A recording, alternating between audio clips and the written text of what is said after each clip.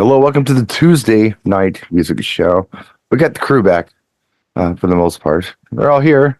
We got Howie and John and Kevin's joining us tonight. We also have Eric from New Hampshire and Jay, fresh back from a show in Vegas. This show tonight is sponsored by DJ Event Planner. Find out more about our sponsors in the description of this video on YouTube. So speaking of shows, I thought it would be interesting to riff on this a little bit here on the Tuesday Night Music Show. Not directly music related, but we'll get some music stuff in there somewhere. But I thought the top of the show, let's talk about it because it's changed a little bit. What got me thinking about this was a phone call that I had last week with my friend Chris Biller, aka Sparky B. He gave me a call and we were talking about the different shows. He said, yeah, I'd like to get back out to one of these shows sometime. And I directed him. I said, look, just go to Atlantic City. He said, really? I said, yeah, you should go to Atlantic City. I said, that kind of resembles what you remember as the trade shows back in the old days. And if you don't know who Sparky is, I'll say it publicly. I've said it before. Sparky B was with ADJ, and he's been with several other companies. He was there when I got there, and he was very welcoming and cool. The guy's like 7 feet tall, and he used to host all of the parties that we would have at the different shows. And he was also the artist liaison, so he was the one who knew Vanilla Ice, and he knew, Digital Underground and Donnie by Nature and whoever, DJ Cool, and he would negotiate deals to bring them into the show with the show promoter. So he was a real valuable guy, and he was fantastic at hosting these shows. He does this still. He's still hosting some of these hip-hop R&B showcases from artists that you've heard of from let's just say the past. When they go on tour and they do these, what are you calling, Jay? Like I want to say review, but it's not a review. What is it, Jay? What's the word I'm looking for? For Sparky? No. When these acts like get together from a certain era and they all tour together. Yeah. It's sort of a review. It's sort of a period. Like there's a great T-shirt I have. I'm sure you have it when Lou Gramm played, and they had it listed like a 50s, like the Richie Valens and Big Bopper and that sort of thing. But I think it would technically be a review where you would have multiple artists performing over a certain period of time. Right. And he knew from an era. every all kind of related. To him, he knows everyone. They call them legacy acts. Well, legacy acts, but the collective group of them all going out together. I think would be a review. Whatever it is. Anyway, he hosts these things. He does it to this day when they tour and they do things. They'll get together. I think he's working with artists from around 2000 right now, and there's several of them, and they'll do like House of Blues shows or whatever. But he's the guy who gets up in front of everybody, warms up the crowd, and then introduces the acts. But he also knows them well, and he's great at what he does. Yeah, he really is. He's a great host. I would love to see him at a show again sometime, because that's kind of how we used to do it, And I know times change. I understand that, but they shouldn't change the way they've changed, though. And I think you can thank Instagram and TikTok and the internet for making people feel they're above where they are. Here's my goal for tonight. I think this would be interesting. Instead of maybe bad-mouthing anything that's happening right now or putting that down, let's just say that you were a show producer. And you wanted some free advice from some folks out there who have been out there and they've seen it and they've done it and they've enjoyed it. What advice could we give them? What did we like about what we used to see at these shows that maybe we're not seeing anymore? Does that make sense? Yeah. Is that a good show topic? Yeah, I like it. Yeah. Jay's like, yeah, but No, I totally get it. And I think it's a value, but it's, when you said be a show producer, and it's like, I just produced the NAMM show. And I know how many moving parts there are, but yet I have the benefit of being, 18 years of memories or 16 Right. years of memories with you at these shows. And I think the majority of the topics that we'll bring up, it'll be interesting to see what others have. I think you and I will have a lot of the same, but it'll be interesting to see what people have, because your perception of where you've come from and where you are is so different sometimes, individual to individual at these shows. I'll kick it off, and I'll give you an example of the kind of stuff that I'm talking about. So in my conversation with Sparky, he had mentioned he'd like to come back to his show sometime, and I had suggested that he come out to DJX in Atlantic City to join us, because I feel like that particular event is more like what he was used to back in the day. Mm. And the reason that I feel this way, every single one of these trade shows or DJ conventions, they have two things going on. They have the vendors displaying things, and they have seminars. But the part that I've seen missing from some of the shows that I've attended in recent years is it's like a floor plan or a venue that makes sense, where things are relatively close together and there are common areas that people can gather. Mm-hmm. Because I understand the vendors are important, and I also understand that the seminars and the workshops are important, but the networking is important too. And if you've got people spread out, throughout a huge complex with no common area, I think that's kind of counterproductive to what we're trying to do, which is network and learn. In Atlantic City, for instance, there are a couple of common areas. The one that just I could think of off the top of my head would be just outside of the doors of the Expo Center. Mm-hmm. People gather there. Where the Circle Drive is? Yep. Yeah. You meet people out there. You see people out there coming in and out. Mm-hmm. The bar, it's right there.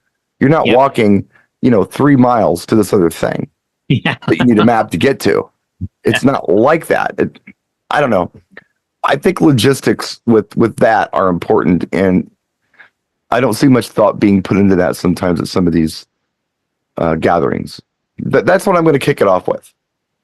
100%. Yeah. Would anyone like to throw their 2 cents into the ring on this? Well, I will, because I've been to both places, Vegas and Atlantic City. And well, you've been to multiple shows in Vegas. oh yeah, multiple. Oh no. Wait, have you? Oh yeah. Were you at Mobile Beat? Yeah, I was at that. Okay. The one year you said, "Hey, dude, you gotta come out here," and I went out and we hung around outside the showroom floor. Oh, that's right. What am I thinking? Of course you were. You were Tropicana. Yeah. And then there was a ton of people came out. We went out for a smoke, and they just it was like a huge crowd around our little table, like, "Hey, what's up?" Everybody's, it was very social. Mm-hmm. And you can hear. Inside you can't really, and that's an internal problem with the exhibitors and all that. But at least when you go outside, you're in kind of a, I don't want to say a controlled environment, but you're in a space where noise free. Yeah, you can have a conversation with somebody, and I think that's cool. Well, the other thing I was thinking about is, recently, as you can name a show, these, newer pop-up shows that have been, Midwest things and so forth, is that, in my opinion, they have too many things going on at the same time. You've got the showroom floor, and they start, seminars at 8:00 in the morning and go until, 5 or 6. And it's like, which way do I go? It's no wonder that, I see people on the interwebs here and they go, "You were there? I didn't see you." And it's like, yeah, because it's too much going on at the same time. It's interesting you say that because, Jay will tell you too, the same thing's happening at DJX. Mm-hmm. But there's so many people there. Not everybody's attending the seminars. At these smaller 100, 200 person shows, there's a 200 seat auditorium where everyone goes into and sits and takes notes. Mhm. So it's almost like they're everyone's doing the same thing together. It's not separate classes kind of Mhm. thing. So, Right. but it's when you have more people, you can pull that off easier than when you have less people. Because it's those who aren't interested in the seminars who are on the showroom floor at Expo typically because they're doing seminars all day. All day. Mm-hmm. Yeah. Jay, you've produced a couple shows. Yeah, it's funny. I was saying to someone the other day, the first time I went to the show that I was attended last week was 1997. And it was at Tropicana, and it was huge. Like huge. As far as the expo area, because every company you guys can name had a booth. Gemini had a booth, Newmark. I mean, everybody. And it was an opportunity. Victrola. Pre-internet. Well, no, and this is the funny thing, because this came up too this last week. We all sort of talked about back before the internet became the thing. And I know that sounds archaic to say, but what I'm referencing is you went to these shows specifically to get the best deal you could get on gear. Mm-hmm. And then it started to move forward into a lot of, hey, can you match this price? Mm-hmm. Or you get a low price at a show and you hit your dealer and go, hey, the guy at the show's asking this. Right. And that's one aspect. But the part of the show that I miss the most, and if I could do a show where I had total control over it, I would somehow either have things end at a certain time. I'd have an hour off. I'd say like everything's done at 4, but we're doing this thing at 5. And that 1 hour period would be enough to maybe get people to go out in the hallway. And maybe I'd get the bar open, and maybe I'd say, hey, you know what? 4 to 5, you're off. 5 to 8, we're doing the expo hall. But if you want to go in the hallway, we're going to have some appetizers, maybe some, half price drinks to try to instill in people. This is what the basis of these shows really is the camaraderie. Yeah. It's the meeting new people. It's the hanging out and learning. Mm-hmm. I've learned more at the bar and in the hallway of shows than I've ever learned in a seminar. Oh, absolutely. 100%. Yeah, 100%. You could do it, and we've joked about it, and it's already on the docket for September, October, and November. The famous, let's get 30 to 50 DJs, Sunday to Tuesday, leave Wednesday, find a hotel in Vegas, everyone gets a room, and everyone chips into a suite, and you meet in the suite from 9 to 5. Mm. And you get vendors to come in and donate gear, an expert, whatever, and a minimal amount of money. You call up my company and say, hey, if you want to send a controller and a guy and $200, you can have half an hour of our time. Mm. And then we want you to do another half hour of open questions on everything you manufacture. Oh, okay. And you get 3 vendors a day, 3 hours of the 8 hours. The other 5 are literally like, hey, Brian, how do you introduce brides and grooms where you are? Well, Jay, I do this. Oh, no way. Then because all you need is, it's such a snowball down, a mountain. You just need that little, hey, I'm getting a couple of gobo lights, but I have no clue what to, Howie, boom. You know what? I've got a couple of things coming up that are production. Oh, you know what? Oh, hey, John C. And it's amazing how you learn an insane amount. And I think I told you, Brian, a couple of years ago, this came up in Vegas with Larry and a few other DJs who were like, we missed those cabana parties. Yeah. We were talking about you and the cabana party last week, too. Your name got brought up a ton last week, by the way. A ton. I got ear infection. Oh, well, that's probably it. That's probably it. But it was one, is Brian here? Because I become the conduit. Hey, man, is Brian here? Where is he? I'm like, he's not here. Well, Brian's going to be at Midwest, right? I'm like, I don't think so. I don't know, though. I mean, I can't really speak for him. And then Midwest came to me. You would have been proud, Brian. I wish you were flying the wall. Midwest came to me and said, hey, we'd love to get Pioneer involved in this show. I said, yeah. I said, about your show. I talked to a guy in Boston about your show, and I said, oh, you're in Milwaukee. You got Brian Red speaking, right? Who's that? And he kind of snickered, and he goes, yeah, he's a younger DJ. I don't think he knows. And it, I That's a wasn't, compliment. well, because I went on the site and the guy's, in all transparency, the kid's name is Josh. Very nice guy. I saw him DJ. He's a good DJ. Sharp guy. You saw him, John. He was Yep. at the Harvest Yep. Sound Show. We saw him when he was there. Yep. But I went and read his bio, and he's a teacher. He's got a DJ program going, the whole 9 yards. But he said very clearly, I've only been a DJ for 8 years. And I thought, oh, okay, well, we're only 4 years out of COVID. Yeah. So that puts you down the mid 2016, 17. Things were already starting to change then. Yeah. So Mhm. I can kind of see if you're not in line with the research online, if you're not a big YouTube guy, things can fall through the cracks. But I think the younger DJs like him and others, they would benefit so much if they knew there was a time when we could all collectively speak Yeah. to each other, because Yeah. none of us knew everything. Like, I will say this on this note, and it's unfortunate, but I don't remember things being so polarized Yeah. maybe 10 years ago. Yeah, it's gotten cliquish almost. It I really- don't recall that. And maybe it was happening and I was oblivious to it, because granted, my experience is different than the normal, the average show attendee. But I don't recall things getting so clicky. Yeah.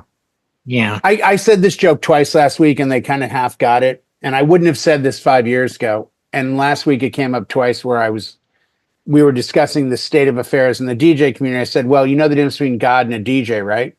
And they said, no. I said, God doesn't think he's a DJ. Now, I would have never told that joke 5 years ago. I wouldn't have. But, 5 years ago, 10 years ago, you would have seen something and you would have rushed to tell me about it.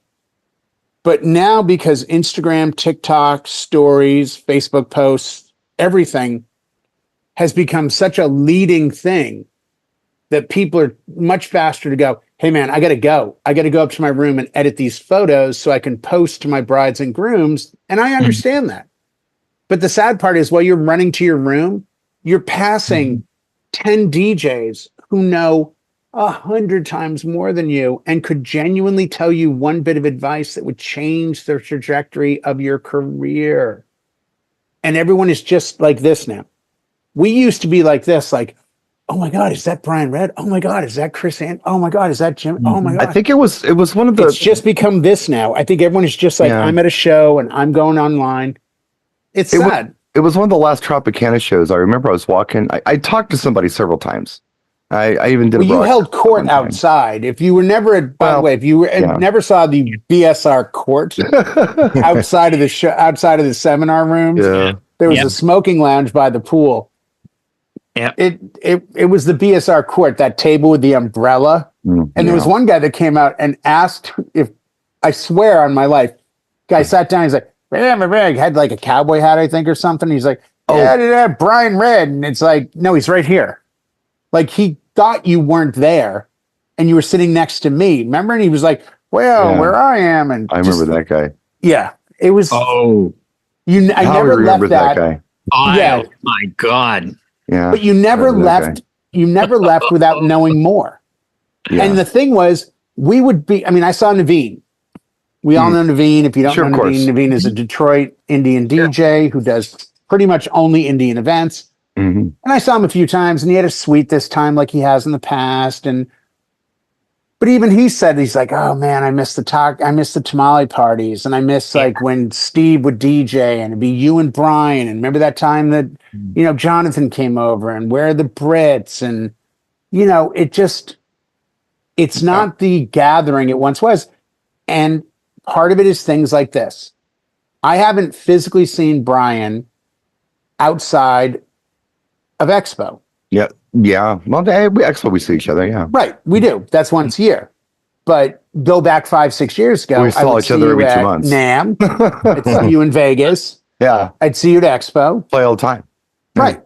But I think because we can connect like this, we take for granted that everything's okay. And what we forget is we need to have another chill chat room almost about pretend you're at a show. It's like maybe the chill room should sponsor a DJ show coming up. And it will be, just to try it, it could be a 4 or 5 hour day show. Yeah. 2 or 3 days. And it would be in this realm. I had it would be just info that we could give each other. Well, I had an interesting idea last night that I'll share with you when the show's over. John and I were talking about it. Something we could do. Something this summer.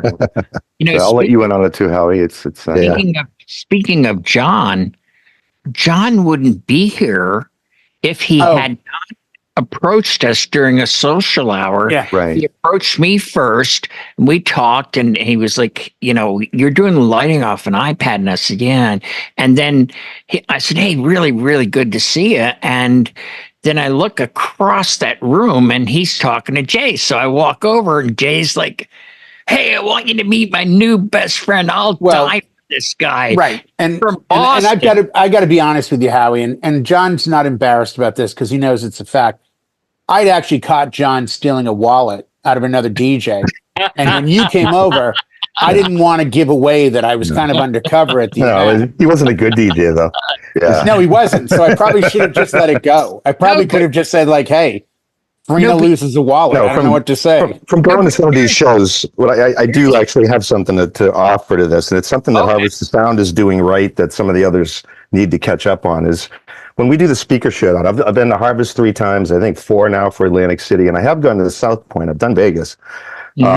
Is that when after the speaker shootout is done, they leave that room assembled with tables and chairs, and people can go in and sit down and talk. Yeah. Now, what you don't really have that at TJX in Atlantic City. There's no centralized area. It's logistics that you want to get everyone in a place where they can be comfortable, not standing in a hallway.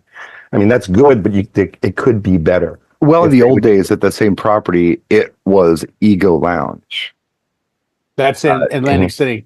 Yeah. And we had Center Bar at the Riviera. Yeah. Yes. Yeah. Yes. Give We had people the a place back bar to congregate at the Tropicana. Yeah, and it's even now at Hard Rock, you can establish it. There are people in that back bar. There are. People. No, there are. And I think it's just a matter of everyone connecting and meeting there. There are opportunities and places to do it, but sometimes it's not as obvious. I almost think, Brian, I almost think there's a phobia now almost of and again, I don't want to gripe on this younger gen and all that, but I think there's almost a phobia now of DJs that have got so much information online that they're almost afraid to share. Mm-hmm. Man, I tell you what, people open up and talk to me at every show. No, and people talk to me too, and I get stuff from people like in the booth. Yeah. I had guys coming up giving me nugget after nugget after nugget, but we would get in a conversation. But I think if you took them in the hallway and you took off the shirt and it was just 2 DJs, I mean, I think people were hungry because it was so much effort to get to shows. Now people take for granted there are shows because you can go to our YouTube channels and see like everything you've ever wondered. I mean, look back now. I don't know how many videos you have now. I mean, I remember when you got to 666 with Stilo and Abstract. But you got to have, I don't know, 3,000 plus videos. I don't know. Go back to when you had 800 and you were at the same show and people were like getting a taste of it. Like, whoa, this is the real deal. Right. That's kind of been replaced by, there's 20 of those at the show that are gaining ground and traction, but they've done it in the span of 2 or 3 years. And we all agreed, including some of them, it's all going to start going away. Like the topic of conversation was, hey, did you see that video that guy put up that he made fun of the guys that did the reviews for Pioneer? That was a big topic at the show, believe it or not. And it's kind of too bad. It's like, that's the freedom we have. You can put a video up on Rant about anything you want. Yeah. But what did you learn from it? Well, did you leave the show knowing more than you came in with? Here's what's odd. And I was going to say this earlier, but we went somewhere else. When you're talking about people approaching people, I don't know if it's as welcoming as it used to be. I always make a point before a show to tell everybody, come talk to me. Come say hi. I'm never too busy to say hi to you. I will talk to you. Yep. Because people, you were busy. And no. No. I have a policy with my children. I'm never too busy for you. Right. Plus I'm going to work. I can't help you if I got a gig. But if I'm, hey, look, last night, Stevie needed something. I was out and about doing some other stuff. I couldn't make the show because my kid comes first. Right. That's just how it goes. So that's how it is with everybody. But Sure. I've know people who I've done shows with. I've done broadcasts with them, and we've talked. And I thought, okay, yeah, I kind of know this guy. Whatever. Knows who I am. I know who they are. Go to a show. They're walking down the hall with their posse. Hey, man. Yeah. Ghost you. Yeah. Walk right past you. Right past you. Yeah. Hey, dude. It's the cliques of Nothing. high school, I guess, and it's unfortunate. I can't believe this. There's What's probably going on here? And I said to the guys that run the show, I talked to the liaison to all the vendors, and he's like, Yeah. hey, what can we change? What can we do? And we had a good 15-minute conversation. I just said, you know what? This was something. This was a thing that we looked forward to. I mean, I'm saying this with all honesty and transparency. I go to these shows and I get paid to travel there. I get paid to stay there. I get paid to eat there. And my hotel room is paid for, and I don't pay for a ticket. Right. It's a different experience than what It's a much different experience. But I can't tell you how every time till probably 2020, I would leave these shows, at least Mobile Beat. I would leave Mobile Beat and I would already be excited to go to the next one. Couldn't wait for the next one. Yeah. Now, part of that was at the end of Mobile Beat, the former owner of that show would have all the vendors come up. And I think you were there one time, Brian. Yeah. He would have us come up to his suite at the top of the Riv. Right. Or the Trop, and he'd have pizza and some beers and all that. And he'd be like, hey, I appreciate your support. I want to thank all of you. What can I do differently next year? Please let me know. I'm an open door, blah, blah, blah. Right. But it was just, I knew I was going to leave there because I live in two worlds. I live in the world of, hey, I've got a cool shirt that says my name and a company. But when I leave the show, I go back to just being a DJ, which I'm very proud of. Right. And as a DJ, I want to be better. Every year, I'm never going to be great. I'm never going to be perfect. I'm never going to have it all. We're all work in progress. Exactly. Right. But exactly, Brian. And as a work in progress, you gauge it against things. And one of the things I used to gauge my progress against was, man, when I get to Mobile Beat, when I get to February or March in Vegas, I got to see what people have for me for the next season. And then when August rolls around, we're knee deep in the season. So you're like, hey, how's it been? How's it going? What have you done this year? And then with something like Harvest in December, it's like, man, what a great year, or what not a great year, or this is what I would have done differently, or what are we going to forecast? And then we have NAMM, and it becomes cyclical. You look at it from, I'm going to meet people, see things, get things, learn things. But it was just, there was a real sense of friendship and camaraderie. Yeah. Somebody showed me the picture. I don't know where they got it, but it's you, me, Pulse, 2007, 8, 9, 10, the Cabana Party. So I had two working arms at the time. Marshall. Oh, yeah, no, it was pre-stroke. Marshall was there. Well, put it this way, Chris Andrews was still alive. Oh, yeah, it was that one. Cabana Party. Jasper I was still alive. I mean, I said that. I go, 1, 2, 3, there's 3 people there that are gone. Right. And I think sometimes your memories tend to cloud it. But where I don't think that's the case with these shows, it's the fact that, as we said, you're always a work in progress and you're always there to learn. Yeah. And we've always been, and I challenge anyone to prove me different. I've always been accepting of, tell me something I don't know. I've started every single seminar with, I don't know everything, and there's someone in this room that knows a lot more than me. So any advice or anything you can teach me. I've never been on my high horse, ever. Nor has anyone else. That's where the exchange comes in, Jay. Exactly. It's like I helped you with your light show and you wound up getting a bunch of gigs, but you helped me with music. So it's like, freely given. It's like, and I think, to quote an old platitude, be the change you want to see. And that's what we have here. we wouldn't have John if he wasn't outgoing enough to approach me and you, Jay, Right. In Vegas. And then he just clicked with us. Like, how you just Right. you meshed. But I think most of us wouldn't we? I think We the would. majority of, I don't know that I've met many and there are DJs that are famously not on my list of Christmas cards that if I met them one-to-one and sat in a room with them, I bet you dollars to donuts, we'd have an amazing conversation. Sure. Because if they're actually a real DJ, and by real DJ, somebody that wants to always be better, then we'd be fine. I've talked to guys that are like, I'm not that into music. I do this because it makes me quick money. I got a day job. My wife, Then you know what? That's fine, dude. Have a great show. Anything I can help you with, let me know. I mean, But something's changed. It's the aspiring. I mentioned his name pre-show, Stacey Knowles. Yeah. Still one of the best voices I've ever heard. Yeah, he's got that voice. And Stacey puts videos up, and Stacey tries, and Stacey works, and Stacey continues. And I've known Stacey for 20 plus years. And I didn't get to hang out with him at this show, and that really bothered me. It really did. And I didn't see Larry. I didn't see.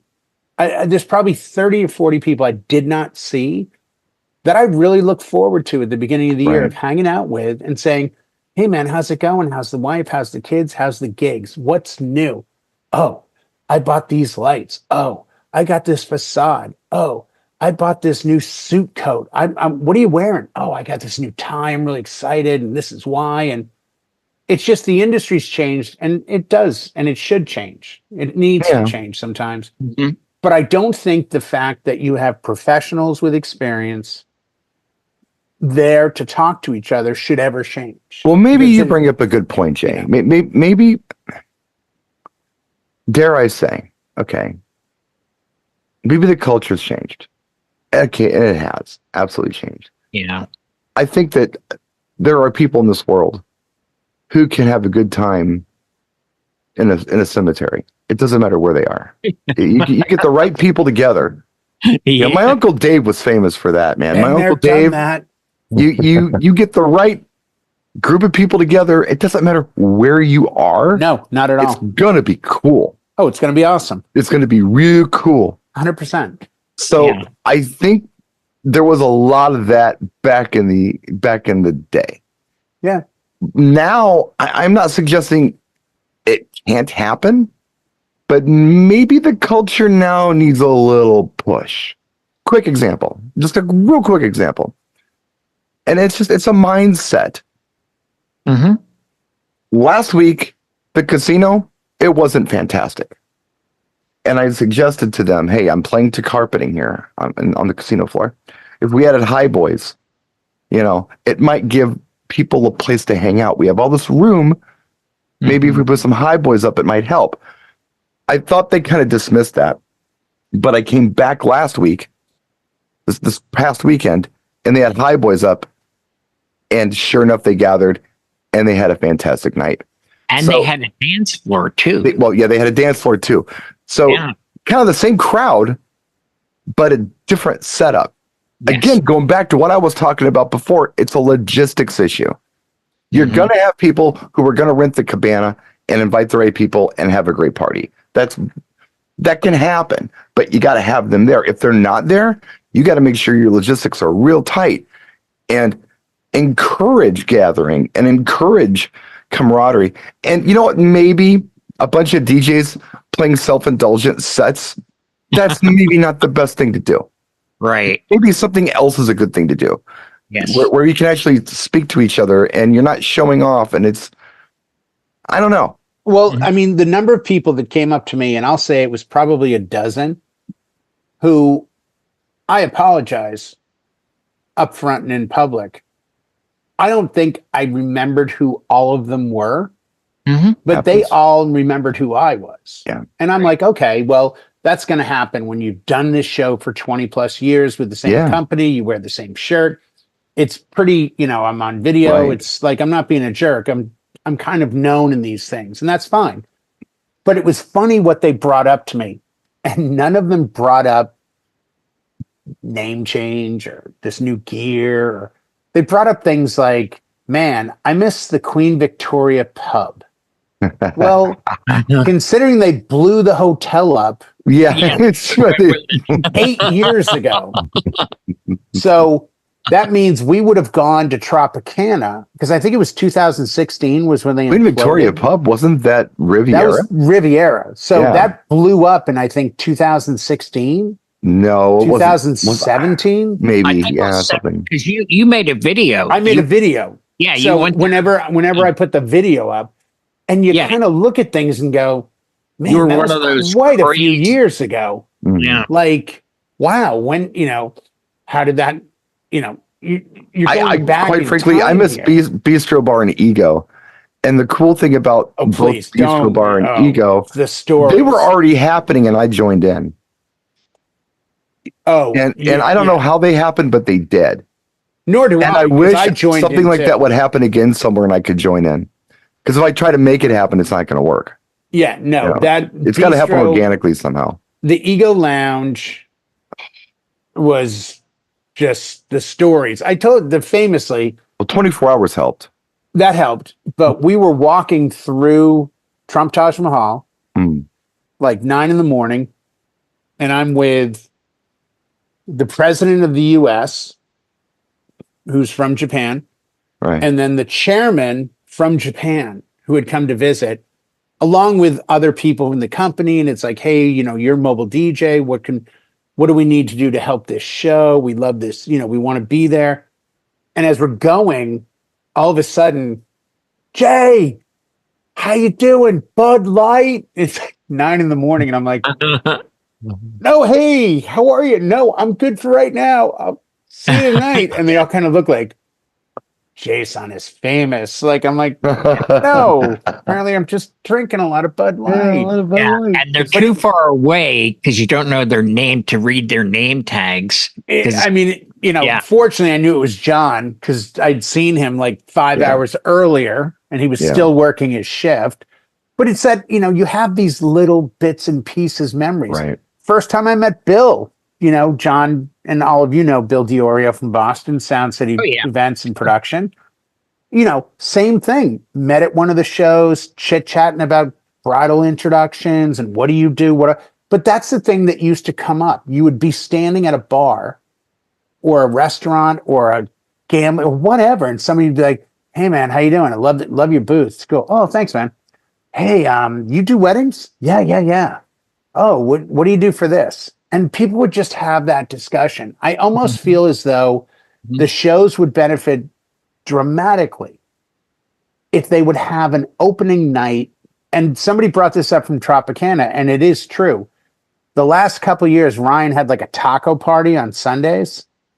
So the first people that came in and got their passes and registered and all that would then go outside, and there was like a little open, beer and wine thing and some food. And it was a great hangout because as a DJ, we spend our careers having to stand behind the booth while people are eating and drinking. Mhm. And we rarely ever get to go somewhere Right. and eat and drink. Right. Mhm. We did a pool party the year that Pioneer did not attend the Tropicana, which I think was 2018 or 19. I think it was 18. We didn't even have a booth. I went. But you came. Yeah, I remember I that. came. And that Monday, I talked with Ryan. I talked with Pioneer, and I said, "Hey, there's a hole." And Davey, my old boss, and I put together a happy hour at the pool. Yep. We had 500 people come to the pool, and it took us one day to put it together. Yeah, I remember that. And they were thrilled. We were throwing Yeah. headphones in the water. Some girl jumped in the pool to get headphones. I mean, it was like, it was mayhem. We gave the gear that I used away that night at Hooters. Like, Mhm. I remember that. those things can happen that quickly because what I've learned in corporate world is everyone wants to be different and set apart. And oftentimes spontaneity is kind of the mother of success in that realm. So if I could say to Brian and I were at a show on a Wednesday at 10 in the morning, it'd be cool.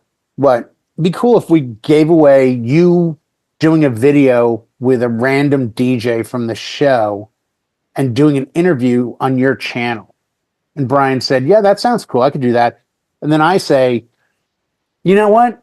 How about if we include a Pioneer set of headphones? Actually, you know what? Let me talk to Mike. Hey, I think we could give away an Everse 8?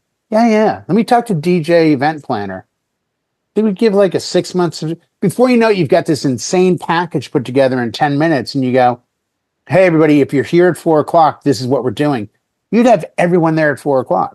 Yeah. And that's sort of what's missing in the new shows.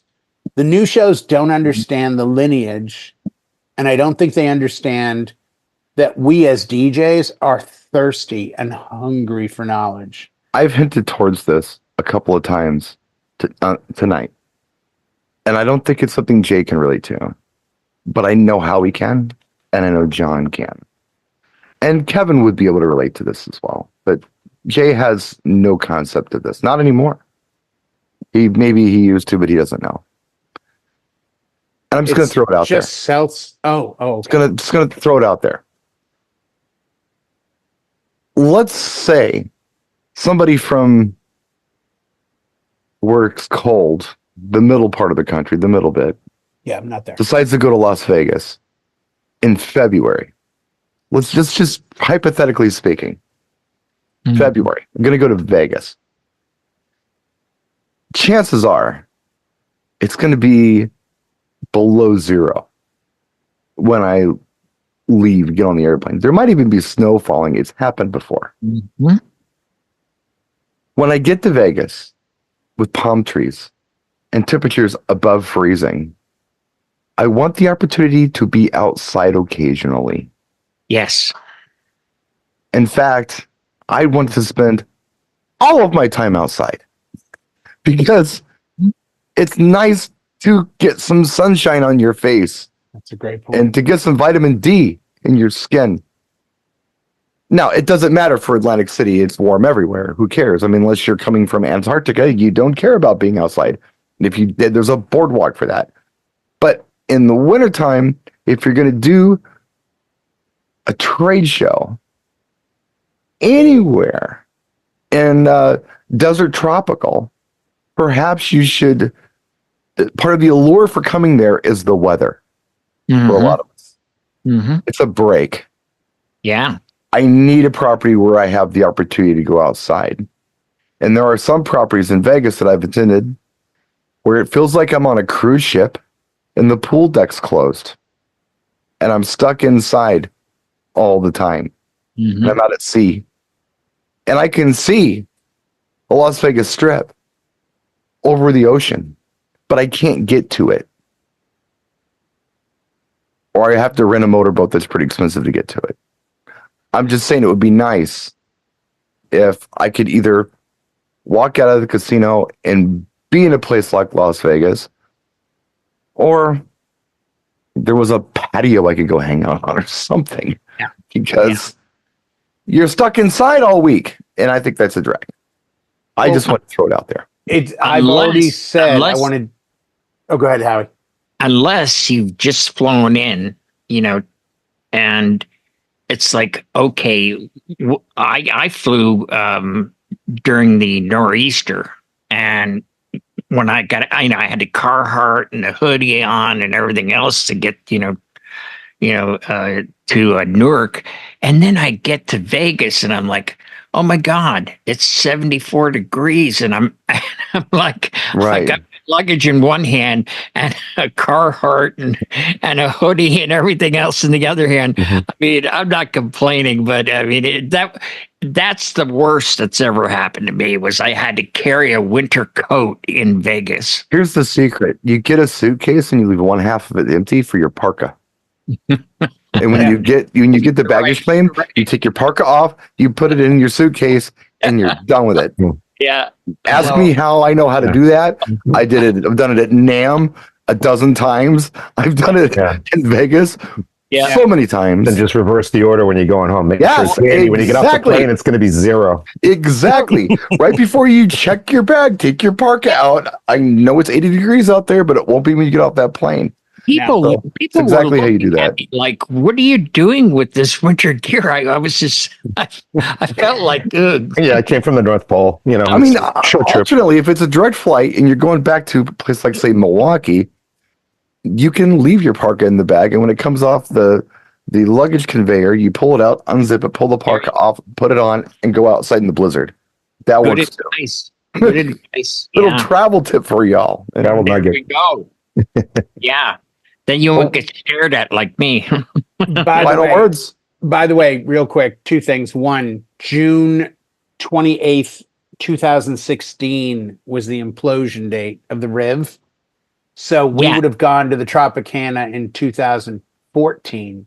So even though what feels like a few years ago, right, the conversation we're having is really 10 years plus. Yeah.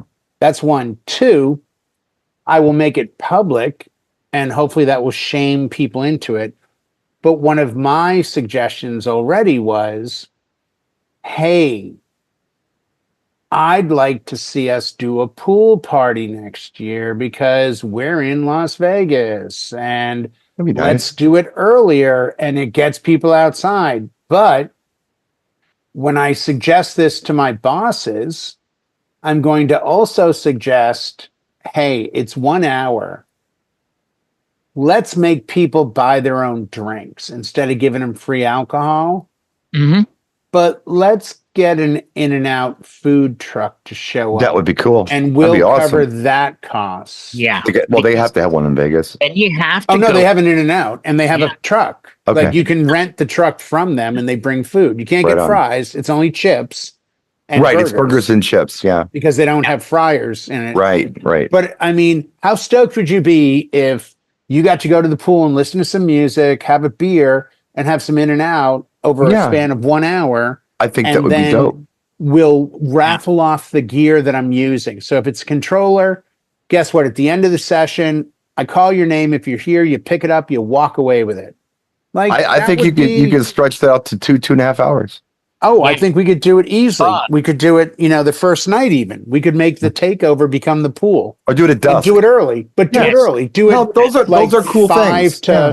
That's one of the ideas I came up with earlier. That's a good idea, because if you control the music, like, remember that one place they said, oh yeah, come on into the pool, and it was all like tropical and everything, but it was ear splitting. Nobody could talk.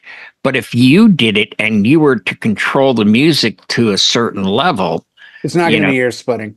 Well, you make it look like what we're doing now at the Irish pub. It's a social. Right. It's not a rave. No, right. It's a matter of like, well, especially if you've got new gear, you could say, hey, we've got this gear. How about we do this? You get 15 minutes on the newest gear in Vegas on the Strip, and we go back to what the takeover was 14 years ago. We certainly could. And it's a matter of bring an SD, bring a USB drive, show up, plug it in, play for 15, get photos, leave. Yeah, and your volume stays down. Volume will stay down because we control it. And it's an ability for you to all meet each other, hang out, chit-chat. We'll give away some stuff from our company. It's our welcome to Vegas, welcome to 2025.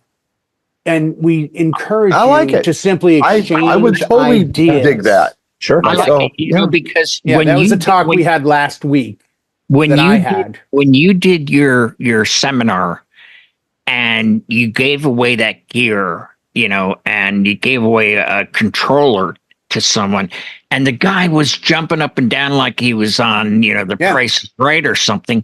But then they wanted pictures. The guy was holding this thing like it was a baby, like he had just, hit the lottery. I mean, that's like golden publicity. And people, and rightfully so, people get very excited. I mean, I'm very jaded. Yeah. I fortunately keep getting gear because it's my job to use the gear, try the gear, talk about the gear, know the gear. Yeah. But I remember the days of buying gear and saving up and being fucking thrilled, like getting that new mixer home, and you spend hours. Like, wife's like, you want to eat? No, I'm done. I'm good. I'm just, I'm check it out, Michelle. Look, when I do the crossfader, I can do an echo on it. Okay, whatever. Okay, we got to feed the kids. They're young. Yeah, Just come get on. in the house. Come on, Jay. No, I'm Knock in it the off. garage. This is awesome. And that's the excitement that I want to see. And I think it's under the surface of a lot of DJs. And I think with the right prodding and the right opportunity, And that leadership. excitement would come back out. Brian Leadership. nailed it. Brian nailed it. Leadership. Yep. Yeah. Anyway, let's put a fork in this, Howie. What do you say? I'm ready. I am your resident engineer for the evening. We will see you all next week. Thanks for